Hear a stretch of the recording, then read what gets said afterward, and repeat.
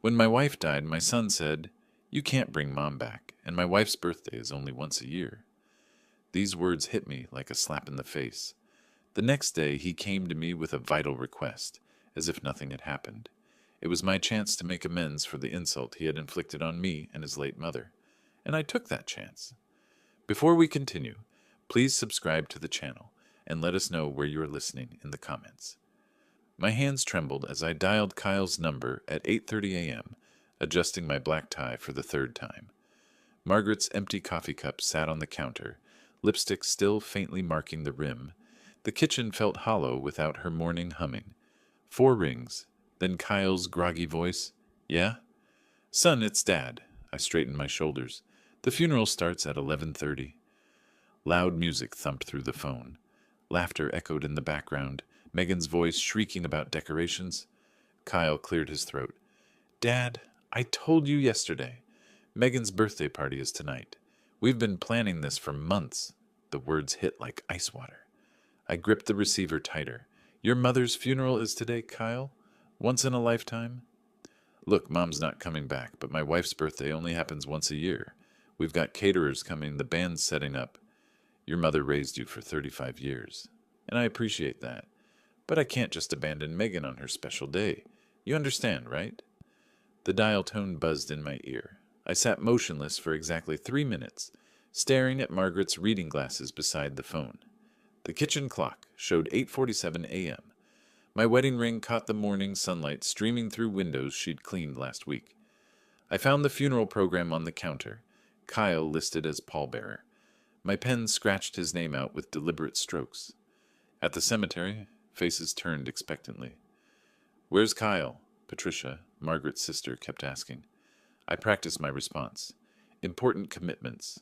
The words tasted bitter. 23 people came to honor my wife of 40 years. Her son wasn't one of them. I stood alone beside the casket, surrounded by Margaret's garden club friends and our old neighbors. The empty space where Kyle should have stood felt enormous. "She was so proud of that boy," Mrs. Henderson whispered, always talking about his success. I nodded, throat tight. Margaret had defended Kyle until her last breath. "He's just busy with his new life," she'd said when he missed her chemo appointments. "Young couples need space." The pastor spoke about family bonds and eternal love. I watched dirt fall onto polished wood, each shovel full burying not just Margaret, but my illusions about our son. Driving home, I gripped the steering wheel until my knuckles whitened. The passenger seat where Margaret used to sit stretched empty beside me. She'd always insisted we take her little Honda instead of my truck, said it was better for the environment. The radio played her favorite song. I turned it off. Our street looked the same. Neat lawns, painted mailboxes, the life we'd built together. I pulled into the driveway and sat for a moment, gathering strength to face the emptiness inside. The front door key turned with its familiar click. I hung my keys on the hook Margaret had installed, a small, everyday action that felt monumental in the silence.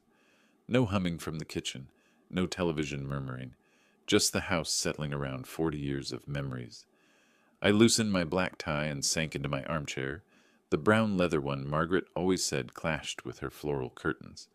She'd wanted to redecorate for years, but I'd been too busy building the business. Now those curtains would stay forever. Our wedding photo smiled from the mantel. Margaret at 23, radiant in her grandmother's dress. We'd married right here in Davenport, promised each other everything we had. I delivered on that promise, maybe too well. The memories flooded back, unbidden. Kyle taking his first steps across this very living room, chubby hands reaching for Margaret's outstretched arms.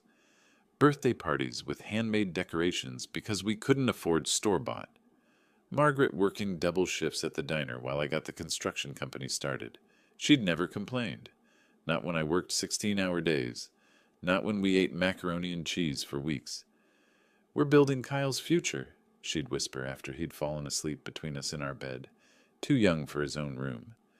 I found her Bible on the nightstand, bookmarks still marking Psalms. A handwritten note fell out. "My dearest Alan, please don't let Kyle forget us. We gave him everything we had. I hope that was enough. All my love, M." My hands shook reading her careful script.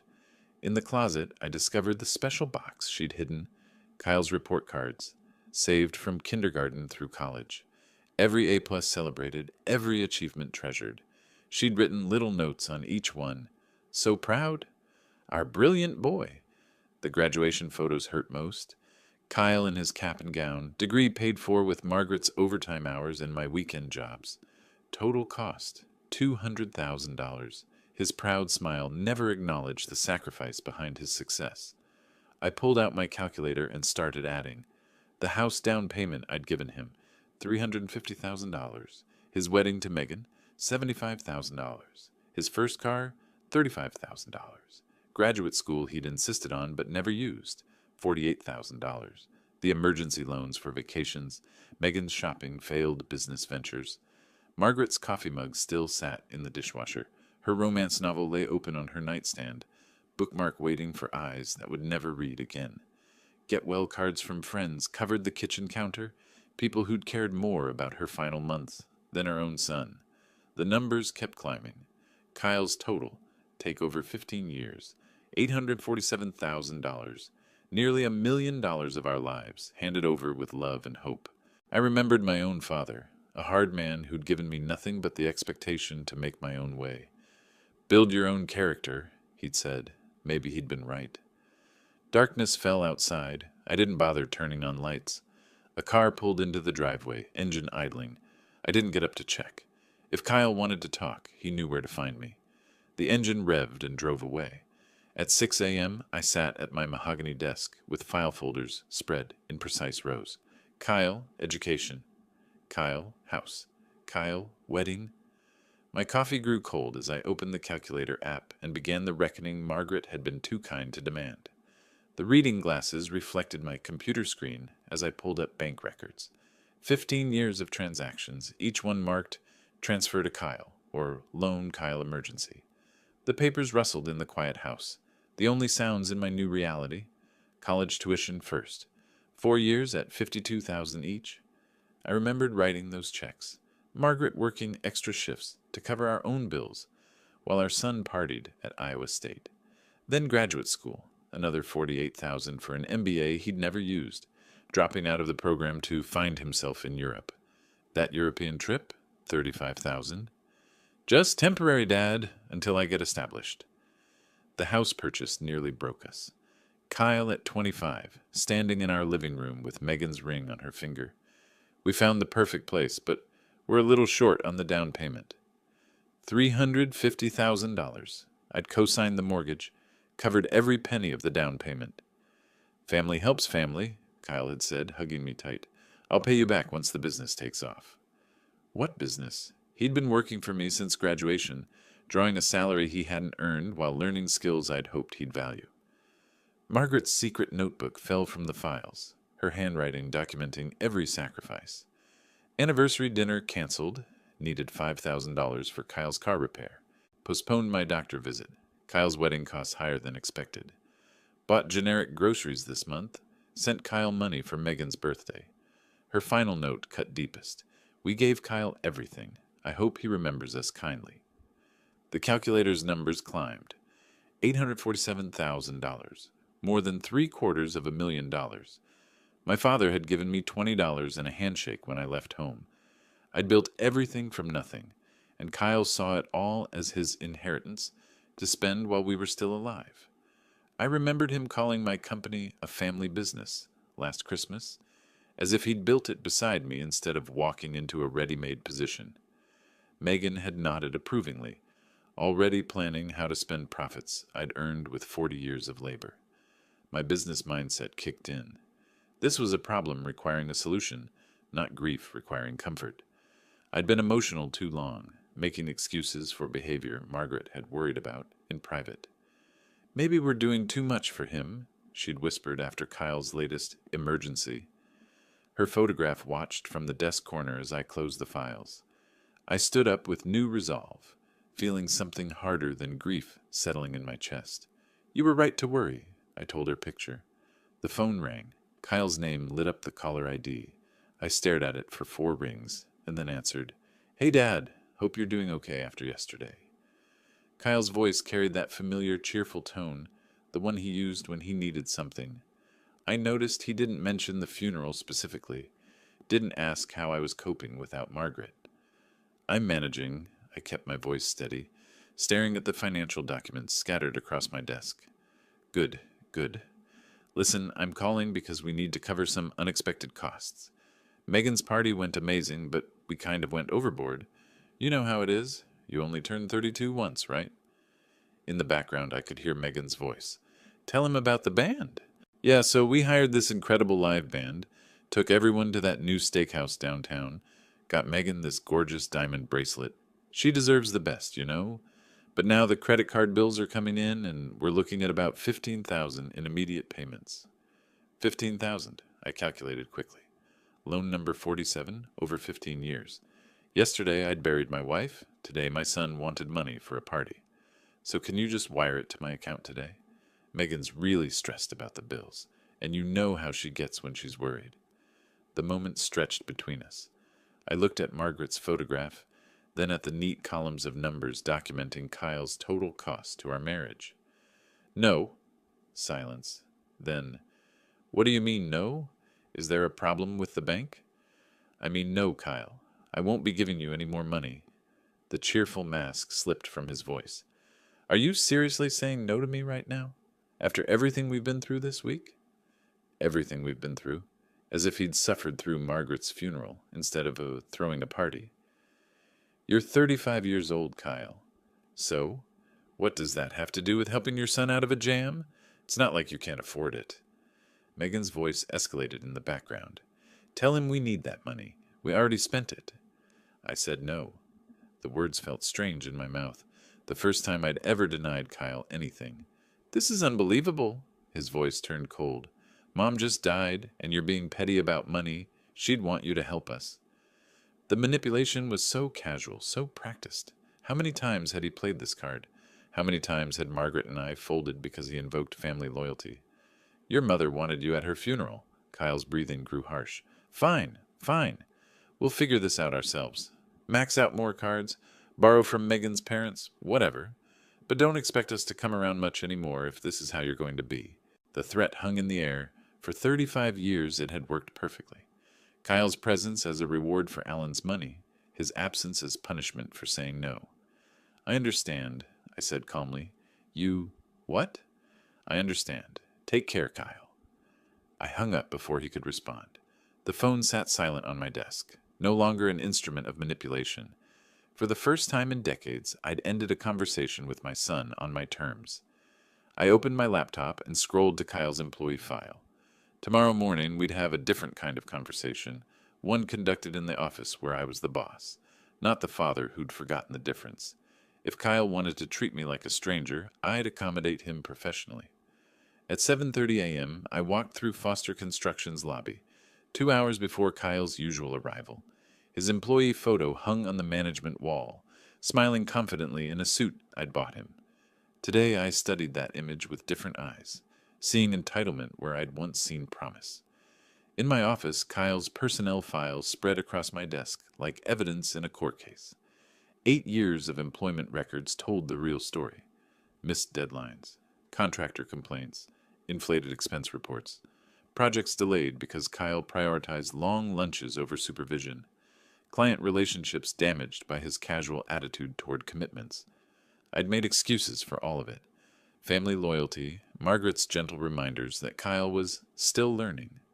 But these documents revealed a pattern of professional negligence that would have ended any other employee's career years ago. At 8:45, I called Sarah Mitchell to my office. As HR director, she'd need to handle the paperwork properly. Her face showed no surprise when I explained my decision. She'd been documenting Kyle's infractions for months, waiting for me to act. I'll prepare the termination documents immediately, she said quietly. Security escort? Yes, standard protocol for management terminations. I practiced my speech in the office mirror, watching my reflection deliver the words with steady professionalism. No emotion, no explanation beyond what the law required. Kyle would enter this room as my son's employee and leave as a terminated worker. At 9:30, Kyle strolled in 15 minutes late, joking with the receptionist about his recovery from Megan's party. His laughter echoed through the lobby while co-workers glanced nervously toward my closed office door. He stopped at the coffee machine, completely oblivious to the storm ahead. "Kyle, please come to my office immediately." My voice through the intercom carried new authority. Kyle's casual response drifted up the hallway. "Sure, Dad, just let me grab my coffee." "Now, Kyle." The silence that followed told me he'd heard the change. His footsteps approached slowly, heavier than usual. When he opened my door and saw Sarah waiting with paperwork, his smile faltered. "What's with the formal setup?" He attempted his usual casual tone, but uncertainty crept through. I remained seated, hands folded on the desk. "Kyle, your employment with Foster Construction is terminated, effective immediately." His laugh sounded forced. "Very funny, Dad. What's this really about?" I slid the termination papers across the polished surface. "Please review these documents and sign where indicated." The papers seemed to burn his fingers as he picked them up. His eyes scanned the legal language, face growing pale. "You can't be serious. This is our family business. This decision is based on your work performance and professional conduct." My voice remained level, businesslike. "Your position has been eliminated due to restructuring." "This is about yesterday's phone call, isn't it?" His voice cracked slightly. "Look, I'm sorry about the money thing. We can work this out. Security will escort you to collect your personal items." Kyle's demeanor shifted from disbelief to desperation. "Mom wouldn't want this." "You know she wouldn't." He leaned forward, trying to invoke the guilt that had always worked before. I pressed the security button. "This is a business decision, not a personal one." Mike Thompson appeared in the doorway, professional but sympathetic. Kyle's face flushed red as he realized the humiliation was real. Co-workers gathered in the hallway, watching their former boss's son being escorted out like a common criminal. "Dad, please." Kyle's final appeal came as he grabbed his coffee mug and desktop photo of Megan. "Think about what this means." I met his eyes for the first time during the encounter. "I have." Through my office window, I watched him load his pathetic collection of personal items into his car.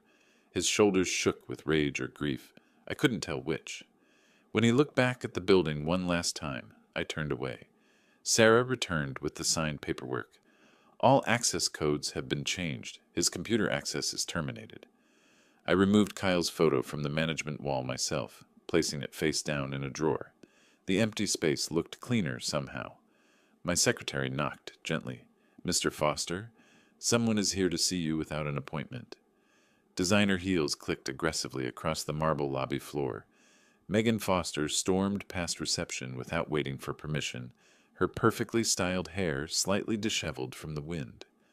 Kyle followed behind, looking embarrassed and defeated, a shadow of the confident man who'd entered this building an hour earlier.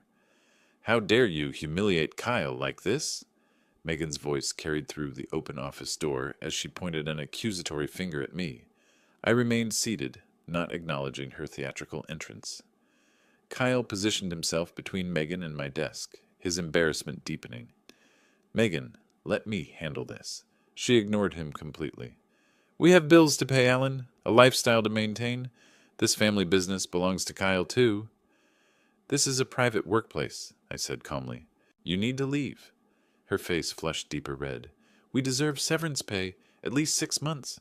Kyle's worked here for 8 years. You owe us." Kyle's weak attempts at mediation fell on deaf ears.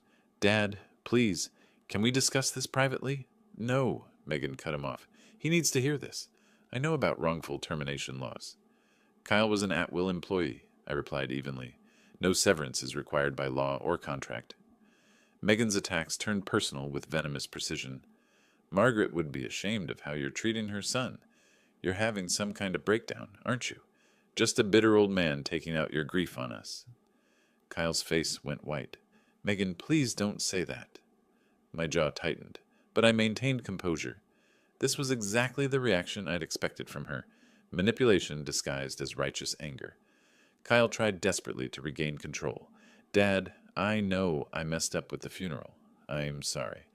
But destroying my career won't bring Mom back. Think about what this means for our family, for future grandchildren." The words hung in the air like smoke from a dying fire. I looked at this man who shared my DNA but none of my values. "What family?"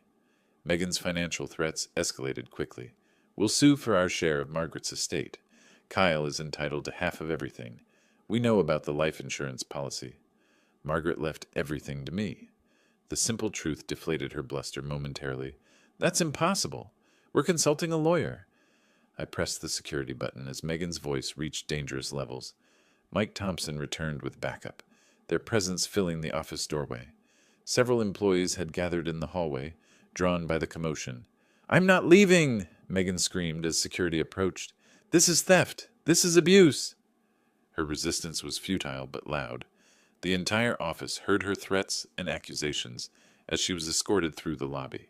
Kyle's humiliation reached new depths, watching his wife being physically removed from his former workplace. When the noise faded, Kyle remained alone with me. His last-ditch emotional manipulation came in a whisper. "I'm all the family you have left." The words were meant to break me. Instead, they clarified everything. I looked at this stranger who'd worn my son's face for 35 years and delivered the truth he needed to hear. "No, you're just someone who used to be my son." Kyle's face crumbled. For a moment, I saw the little boy who'd once run into my arms after school. Then the moment passed, and only the entitled stranger remained. He left without another word. I addressed my concerned employees with professional calm, explaining this was a personal matter that wouldn't affect business operations. Most nodded with understanding. They'd witnessed Kyle's poor performance for years. "Please ensure that Mrs. Foster is never allowed in this building again," I instructed security. Alone in my office, I felt my hands trembling slightly. The hardest part was over. I looked at Margaret's photo on my desk. "I hope you understand." Opening my computer, I searched for estate planning attorneys. Time to accelerate the next phase. I scheduled an appointment with Robert Chen for that afternoon, then noticed Kyle's birthday marked on my calendar for next month. I deleted it permanently. The prestigious law offices of Chen and Associates occupied the top floor of Davenport's tallest building.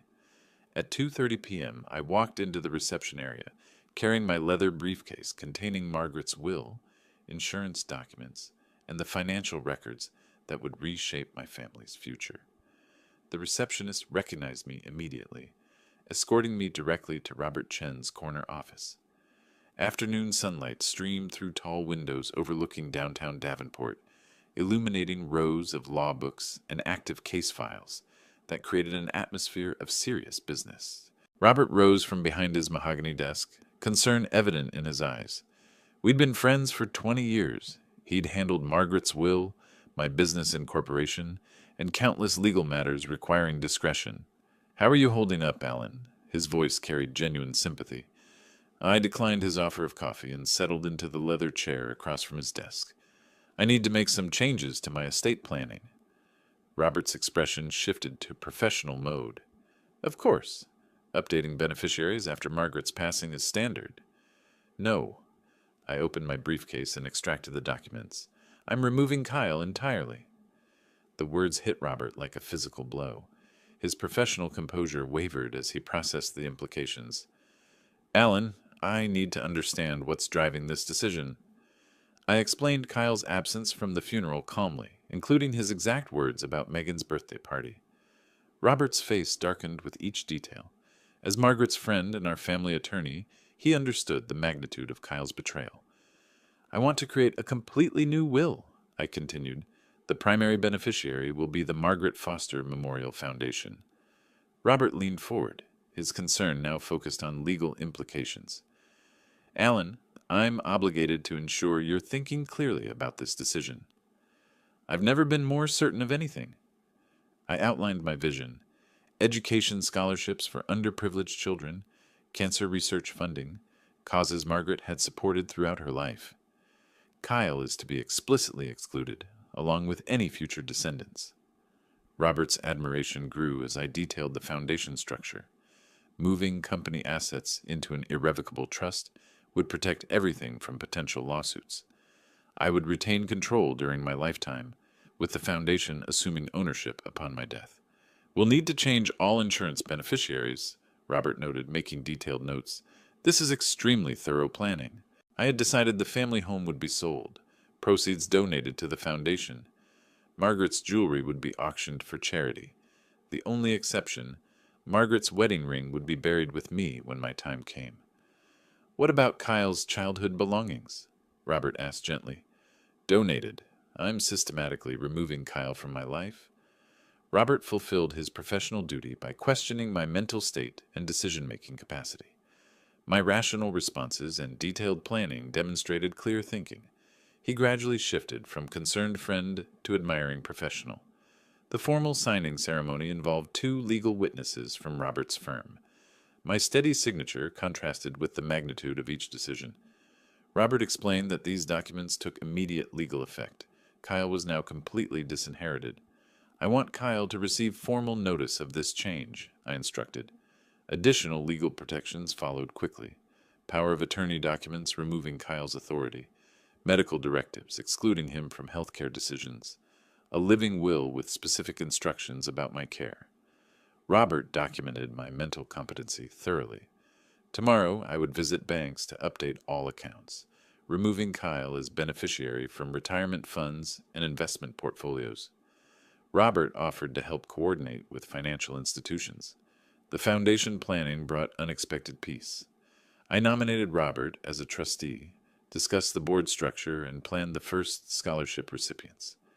Margaret's memory would be honored through education, something she'd valued deeply. Margaret would be proud of this foundation, Robert said as we concluded. She always believed in education and helping others. For the first time in days, I felt genuine satisfaction instead of cold determination. Robert understood this wasn't revenge, it was justice. My transformation from grieving father to purposeful philanthropist was complete. We shook hands outside the law office. My phone showed 3 missed calls from Kyle, the first sign he was realizing the seriousness of his situation. I deleted the voicemails without listening and walked toward my car. The next phase awaited. The Davenport Country Club's elegant lobby welcomed me with familiar luxury. Mahogany panels, crystal chandeliers, and oil portraits of founding members created an atmosphere of old money and established values. As treasurer of the monthly board meeting, I'd walked these halls for 15 years. 12 board members gathered around the polished conference table, discussing routine club business before our official meeting. The smell of leather furniture and fresh coffee mingled with whispered conversations about recent events. William Hayes, our board president, approached with genuine sympathy. Alan, the memorial service was beautiful.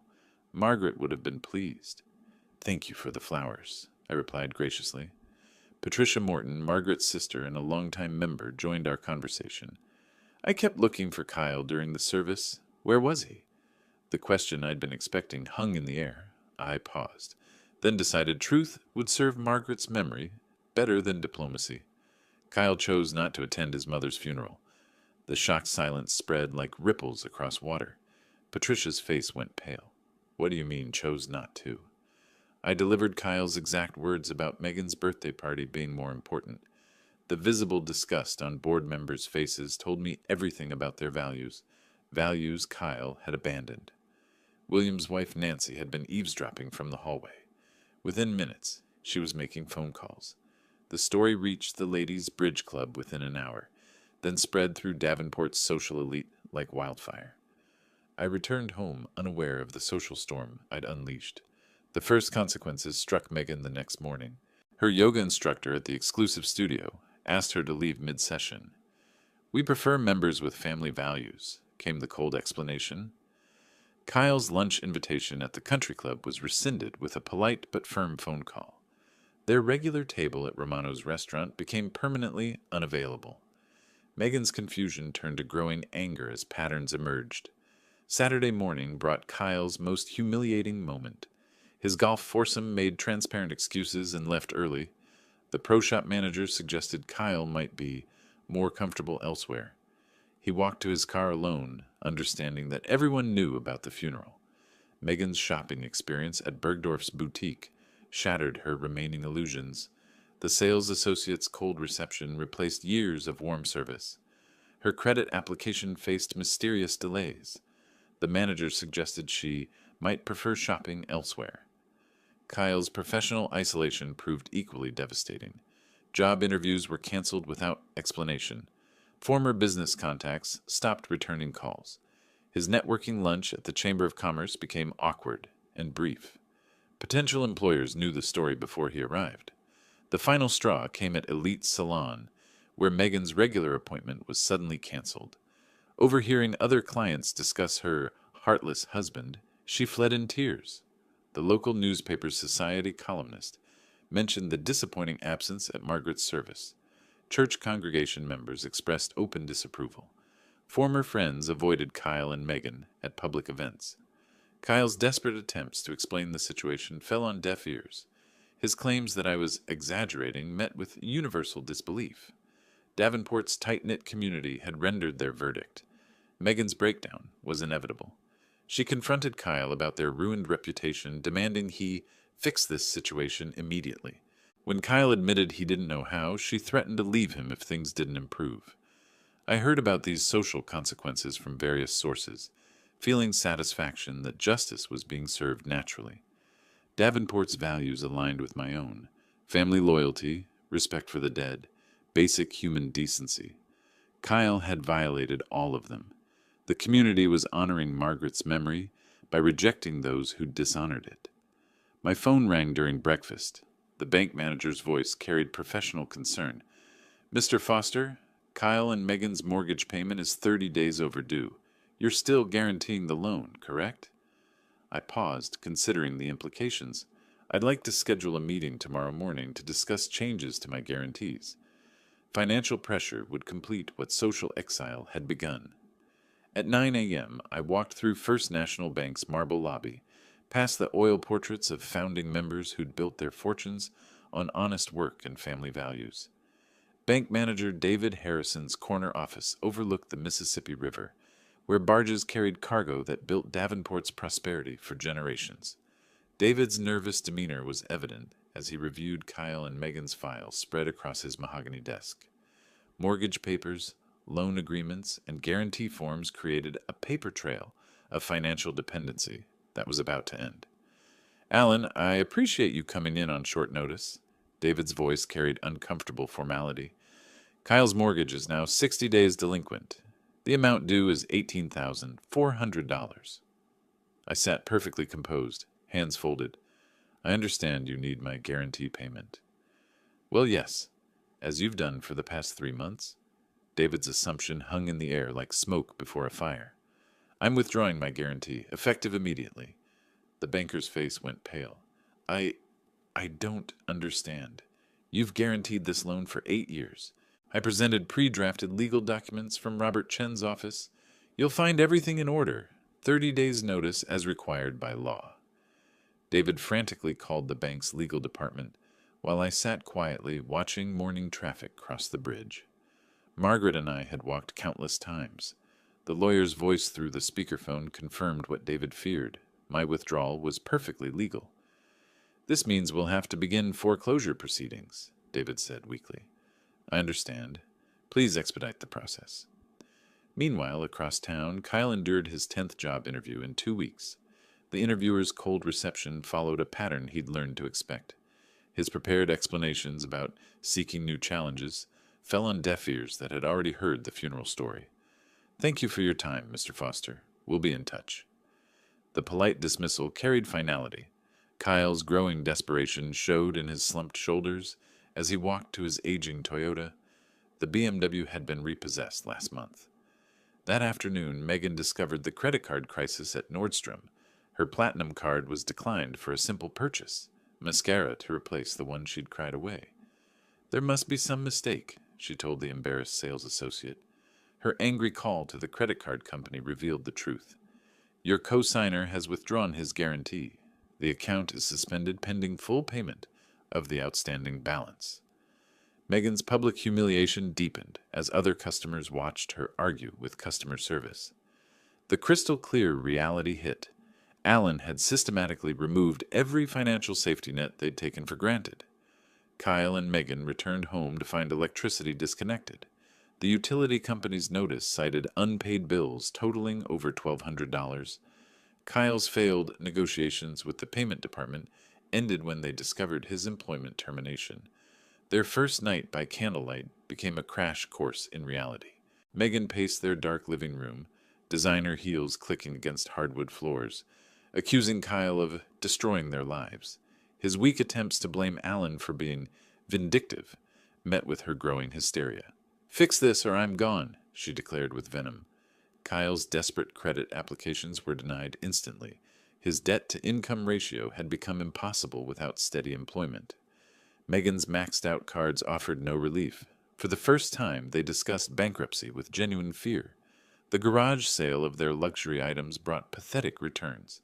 Wedding gifts that cost guests hundreds sold for $20. Former friends drove past but didn't stop. Megan watched her jewelry collection disappear to strangers, while Kyle sold his golf clubs to a teenager. The BMW's repossession in broad daylight provided the neighborhood's entertainment. Kyle's humiliation was complete as he removed personal items under the repo man's impatient watch. Megan screamed at the driver while neighbors peered from windows. I drove past their house that evening, observing the visible chaos with satisfaction. This wasn't cruelty, it was consequence. Margaret had always taught that actions have results. Kyle was finally learning that lesson. When Kyle called begging for a face-to-face meeting, claiming he had something important to say, I agreed to meet at Morrison Park the next afternoon. The same park where I'd taught him to ride a bicycle 30 years ago, when he still looked at me with love instead of calculation. I hung up and looked at a framed photo of young Kyle on his bicycle, remembering simpler times. Then I set the photo face down on my desk. 6 months after my bank meeting, the county foreclosure auction took place on the courthouse steps. I observed from across the street in my black sedan, watching as 1247 Maple Avenue, Kyle and Megan's former dream home, went up for public sale. The county auctioneer read the legal description with bureaucratic precision, while a small crowd of real estate investors and curious onlookers gathered. Kyle and Megan stood apart from the crowd, Megan's tears reflecting the morning sunlight. Through my binoculars, I watched their final humiliation unfold.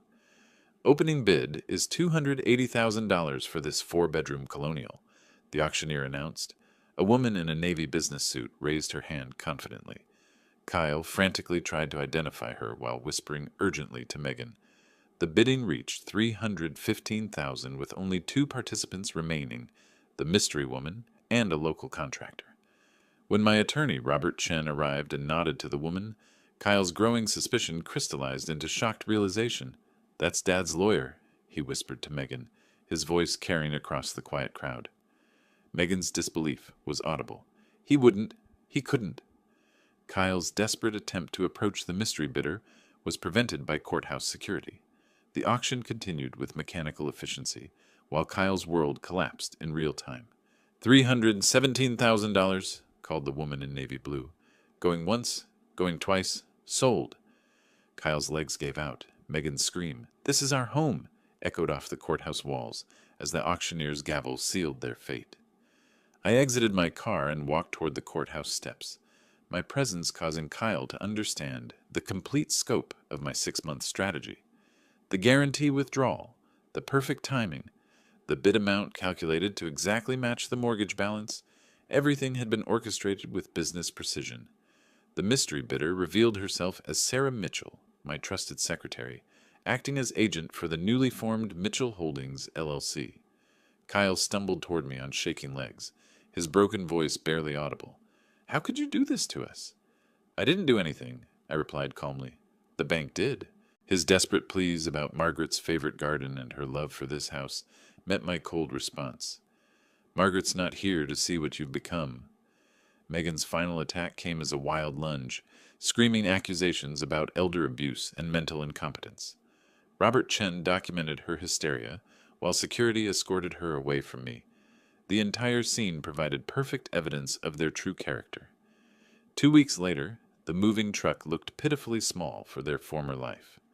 Megan threw clothes into suitcases with violent anger, while Kyle carefully wrapped Margaret's crystal vase, the last gift that connected him to his mother.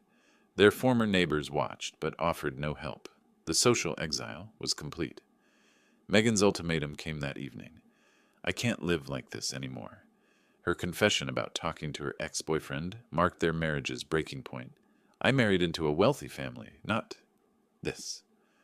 Her final cruel words cut deepest. Your father was right about us. Kyle spent his final night alone in the empty house, walking through rooms filled with memories of better times. In the kitchen drawer, he found Margaret's hidden note. Kyle, remember, we love you. For the first time, genuine tears of regret fell as he understood what he'd truly lost. I received the keys from Sarah Mitchell with quiet satisfaction. My decision to renovate the house and donate it to a deserving family would complete the circle. Margaret would approve of this justice. That evening, Kyle called from a payphone outside a cheap motel, his cell service canceled. The phone rang in my house, but seeing Kyle's name on caller ID, I let it go to voicemail. The final confrontation could wait. Kyle arrived at my front door at 7:30 p.m. on a cold November evening, 3 months after losing the house. His finger hovered over the doorbell for a full minute while I watched from the living room window, debating whether to answer. When I finally opened the door, I didn't invite him inside. Kyle's appearance shocked me. Unshaven, wearing a wrinkled shirt and jeans, he'd aged 5 years in 6 months. His obvious weight loss and defeated posture contrasted sharply with his former arrogance. Dad, I know I messed up terribly. His voice shook as he launched into a rehearsed speech about understanding his mistakes now. I listened impassively from the doorway as he described living in a studio apartment above a laundromat, working at a gas station for minimum wage, and Megan leaving him for her ex-boyfriend, who owned a restaurant chain. I've learned my lesson about what really matters, he claimed. When he switched tactics, suggesting I was lonely in this big house, and offering to be the son Mom wanted me to be, I recognized every manipulation technique he was using. When is your mother's birthday? I asked suddenly. Kyle paused, then guessed wrong. June 15th? What was her favorite flower?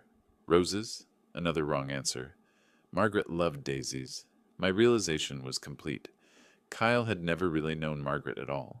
His growing frustration with my questions revealed his true nature. The old entitled tone crept back. This is ridiculous. Just tell me what you want me to say. Eventually, his real purpose emerged. Okay, yes, I need help. The eviction notices, the desperate promises to pay me back when I get on my feet, the suggestion that I was wealthy enough to help family.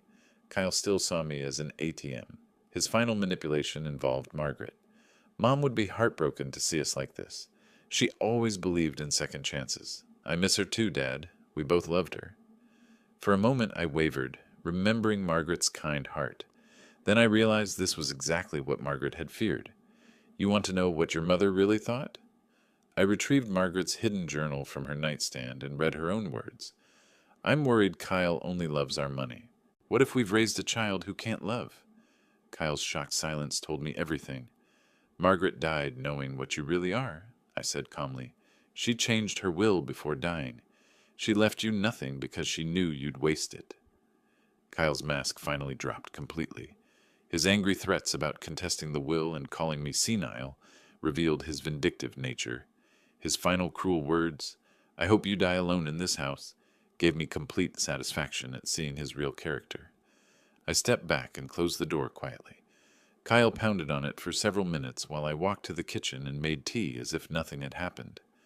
When his car finally drove away, I sat in Margaret's favorite chair, holding her journal, feeling completely at peace for the first time since her death. Looking at our wedding photo, I said quietly, It's finished, my love. 1 year later, I walked through Riverside Cemetery on a sunny May morning, carrying fresh daisies to Margaret's grave. Birds sang in the oak trees while spring flowers bloomed along the walking paths.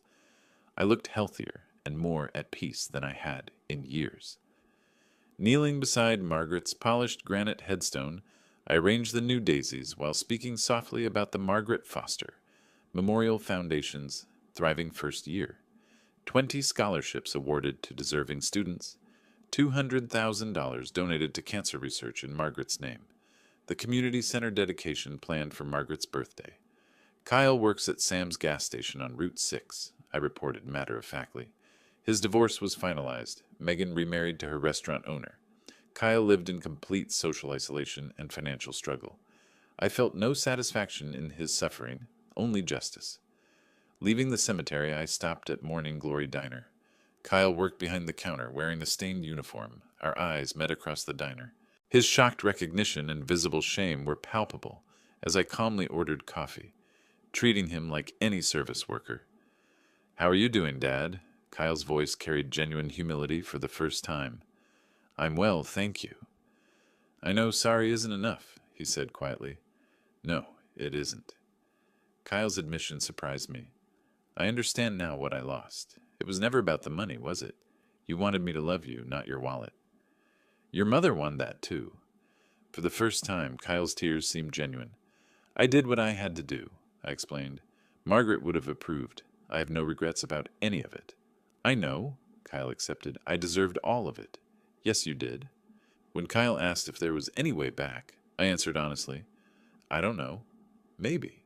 You'd have to prove you've really changed, not with words. Show me through your actions."